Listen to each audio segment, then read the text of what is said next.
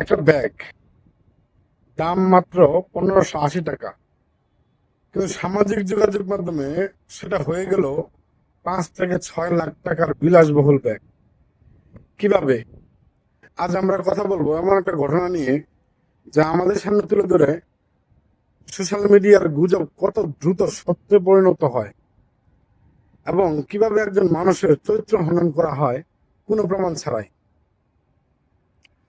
গত 5ই আগস্ট, জুলাই গণ অভ্যুত্থানের দ্বিতীয় বার্ষিকী উপলক্ষে ঢাকার মানিক মিয়া এভিনিউয়ে আয়োজিত এক কনসার্টে উপস্থিত ছিলেন জাতীয় নাগরিক পার্টির মুখপাত্র ও সাবেক উপদেষ্টা আসিফ মাহমুদ। সাথে ছিলেন তার স্ত্রী। স্ত্রীর হাতে ছিল একটা ব্যাগ। ব্যাস, এটুকুই যথেষ্ট ছিল সোশ্যাল মিডিয়ার ঝড় তোলার জন্য। মুহূর্তের মধ্যে দাবি উঠল এই ব্যাগের দাম 5 থেকে 6 লাখ টাকা। ভাবুন তো, একজন সাবেক সরকারি উপদেষ্টা স্ত্রী, যিনি নাকি বিলাসিতায় ডুবে আছেন, অথচ যে সরকারের প্রতিনিধিত্ব তিনি করেছিলেন সেটা এসেছিল সততা আর জবাবদিহিতার প্রতিশ্রুতি নিয়ে।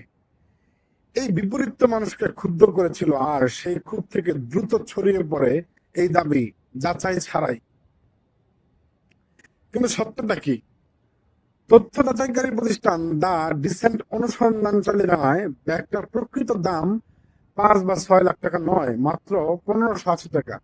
অর্থাৎ যে দাবিটা লাখ লাখ মানুষের কাছে পৌঁছে গিয়েছিল বা শেয়ার হয়েছিল, কমেন্টে খুব প্রকাশ করা হয়েছিল, তার ভিত্তি ছিল সম্পূর্ণ মিথ্যা। আসিফ মাহমুদ নিজের বিষয়টা নিয়ে ব্যঙ্গাত্মকভাবে প্রতিক্রিয়া জানিয়েছেন। ফেসবুকে লিখেছেন তিনি ব্যাগটা নিলামে তুলতে চান। যারা 6 লাখ টাকা বলে গুজব ছড়িয়েছিলেন তাদের জন্য থাকবে 80% ছাড়। তার ভাষায়, এভাবে গুজব আর প্রোপাগান্ডায় নিয়মিত চরিত্র হননের শিকার হচ্ছি। এখন প্রশ্ন হলো, আমরা কি একটা সমাজ হিসাবে সততা যাচাই না করে বিচারক হয়ে উঠেছি?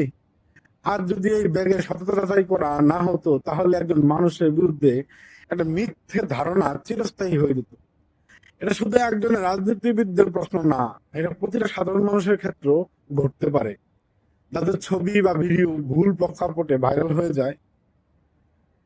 এটা ঠিক যে ক্ষমতা থাকা বা প্রভাবশালী মানুষদের জীবনযাত্রা নিয়ে জনগণের প্রশ্ন তোলার অধিকার আছে, এটাই তো জবাবদিহিতার ভিত্তি।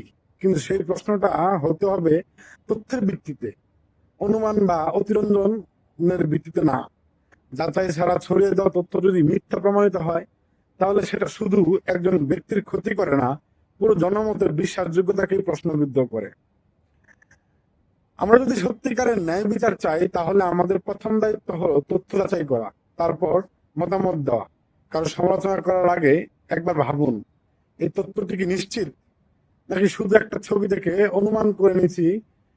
আপনার কি মনে হয়, সোশ্যাল মিডিয়ায় ছড়ানো এই ধরনের গুজব ঠেকাতে আমাদের করণীয় কি? কমেন্টে জানান। আর এই ভিডিওটা শেয়ার করুন, যেন আরো মানুষ যাচাই না করে গুজব ছড়ানো বন্ধ করেন। ধন্যবাদ সবাইকে।